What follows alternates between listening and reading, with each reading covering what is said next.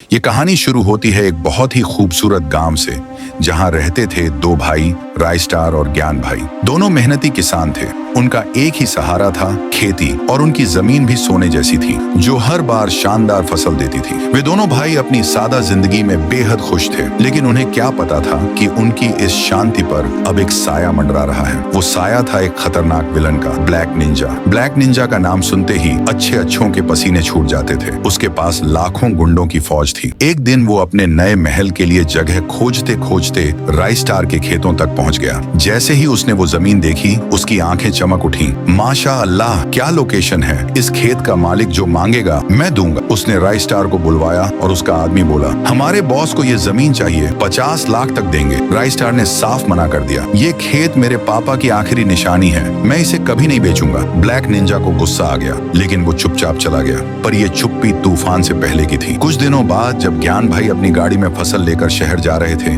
रास्ते में उनकी गाड़ी को दो बड़ी गाड़ियों ने रोक लिया। कुछ गुंडे निकले और ज्ञान भाई पर डंडे से वार किया, जिससे वो बेहोश हो गए। जब उनकी आंखें खुली तो सामने था ब्लैक निंजा। ब्लैक निंजा बोला, अपने भाई को बुला जल्दी। ज्ञान भाई ने राय स्टार को कॉल किया, भाई जल्दी आ, ब्लैक निंजा ने मुझे बंधक बना लिया है। राय स्टार ने बाइक निकाली और बिना वक्त गंवाए निकल पड़ा। उधर ब्लैक निंजा हंसते हुए बोला, क्या भाई है तेरा, तुझे मारने के लिए खुद को खतरे में डाल रहा है। ज्ञान भाई मुस्कुराए, तू उसे जानता नहीं, मौत को तूने अपने पास बुला लिया है। तभी एक जोरदार आवाज आई, हट जा उसके पास से।